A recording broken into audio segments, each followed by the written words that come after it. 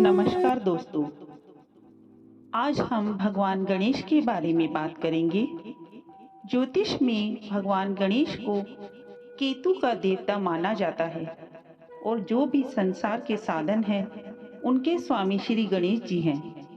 हाथी जैसा सिर होने के कारण उन्हें गजानन भी कहते हैं। गणेश जी का नाम हिंदू शास्त्रों के अनुसार किसी भी कार्य के लिए पहले पूज्य है, इसीलिए इन्हें आदि पूज्य भी कहते हैं। गणपति आदि देव हैं, जिन्होंने हर युग में अलग अवतार लिया। उनकी शारीरिक संरचना में भी विशिष्ट व गहरा अर्थ निहित है। शिव मानस पूजा में श्री गणेश को प्रणव कहा गया है। इस एकाक्षर ब्रह्म में ऊपर वाला भाग गणेश जी का मस्तक, नीचे का भाग उदर, चंद्र बिंदु लड्डू और मात्रा सूंड है। चारों दिशाओं में सर्वव्यापकता की प्रतीक उनकी चार भुजाएं हैं।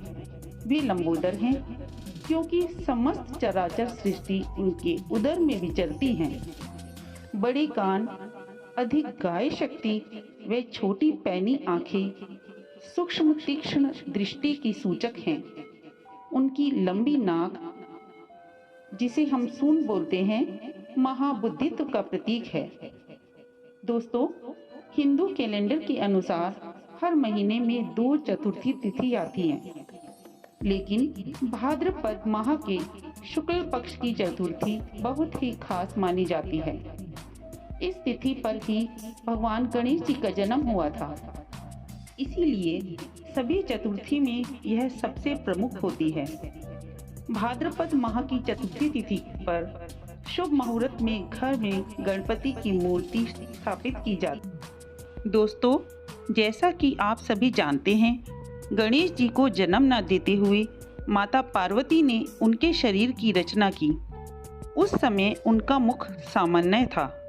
माता पार्वती के स्नानागार में गणेश की रचना के बाद माता ने उनको घर की पहरेदारी करने का आदेश दिया। माता ने कहा, जब तक वह स्नान कर रही हैं, तब तक के लिए गणेश किसी को भी घर में प्रवेश न करने दें। तभी द्वार पर भगवान शंकर आए और बोले, पुत्र, यह मेरा घर है, मुझे प्रवेश करने दो। गणेश जी के रोकने पर प्रभु ने गणेश जी का सिर धड़ से अलग कर दिया। गणेश जी को भूमि पर निर्जीव पड़ा देख माता पार्वती व्याकुल हो उठी। तब शिव को उनकी त्रुटि का बोध हुआ और उन्होंने गणेश जी के धड़ पर गज का सर लगा दिया।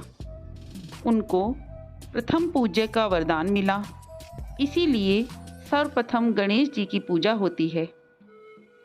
गणेश जी को सिंदूर और धूप चढ़ाने से विशेष फल मिलता है।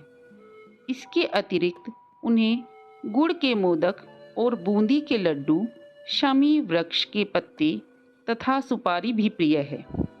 गणेश जी को लाल धोती तथा हरा वस्त्र चढ़ाने का भी विधान है। अब उनकी सवारी मूषक की बात करते हैं। प्राचीन समय में सुमेरु पर्वत पर सोभरी ऋषि का अत्यंत मनोरम आश्रम था। उनकी अत्यंत रूपवती और पतिव्रता पत्नी का नाम मनोमयी था।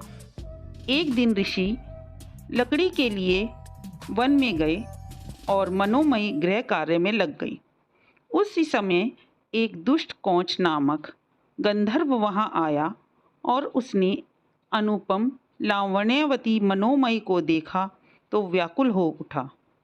कोंच ने ऋषि पत्नी का हाथ पकड़ लिया। रोती और कांपती हुई ऋषि पत्नी उससे दया की भीख मांगने लगी। उसी समय सोभरी ऋषि आ गए। उन्होंने गंधर्व को श्राप देते हुए कहा, तूने चोर की तरह मेरी सहधर्मणी का हाथ पकड़ा है, इस कारण तू मूषक होकर धरती के नीचे और चोरी करके अपना पेट भरेगा।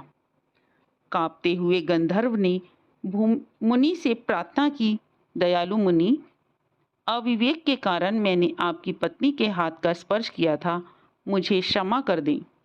ऋषि ने कहा, मेरा श्राप व्यर्थ नहीं होगा, तथापि द्वापर में महर्षि पराशर के यहाँ गणपति देव गजमुख पुत्र रूप में प्रकट होंगे। तब तू उनका डिंक नामक वाहन बन जाएगा, जिससे देवगण भी तुम्हारा सम्मान करने लगेंगे। सारे विश्व तब तुझे श्री डिंक जी कहकर वंदन करेंगे। अब हम गणेश जी के विवाह के बारे में बात करते हैं। शास्त्रों के अनुसार गणेश जी का विवाह भी हुआ था।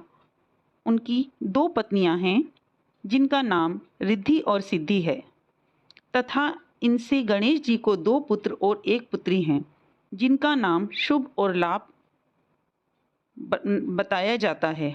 यही कारण है कि शुभ और लाभ ये 2 शब्द आपको अक्सर उनकी मूर्ति के साथ दिखाई देते हैं, तथा ये सभी जन्म और मृत्यु में आते हैं। गणेश जी के इन 2 पुत्रों के अलावा 1 पुत्री भी हैं। वे संतोषी माता के नाम से विख्यात हैं। दोस्तों, अब गणेश जी के विसर्जन की कहानी कहती हूँ। गणेश महोत्सव का आखिरी दिन गणेश विसर्जन की परंपरा है। 10 दिवसीय महोत्सव का समापन अनंत चतुर्दशी के दिन विसर्जन के बाद होता है। परंपरा है कि विसर्जन के दिन गणपति की मूर्ति का नदी, समुद्र या जल में विसर्जित करते हैं। इसके पीछे एक दिलचस्प कहानी है। ऐसा माना जाता है कि श्री वेद व्यास जी ने गणपति जी को गणेश चतुर्थी के दिन से महाभारत की कथा सुनानी शुरू की थी। उस समय बप्पा उसे लिख रहे थे। कहानी सुनाने के दौरान व्यास जी आंख बंद करके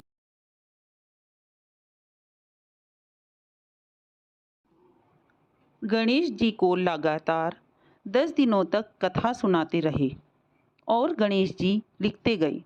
कथा खत्म होने के 10 दिन बाद जब व्यास जी ने आंखें खोली तो देखा कि गणेश जी के शरीर का तापमान काफ़ी ज़्यादा बढ़ गया था। ऐसे में व्यास जी ने गणेश जी के शरीर को ठंडा करने के लिए जल में डुबकी लगवाई। तभी से यह मान्यता है कि 10वें दिन गणेश जी को शीतल करने के लिए उनका विसर्जन जल में किया जाता है। बोलो गणेश भगवान की जय।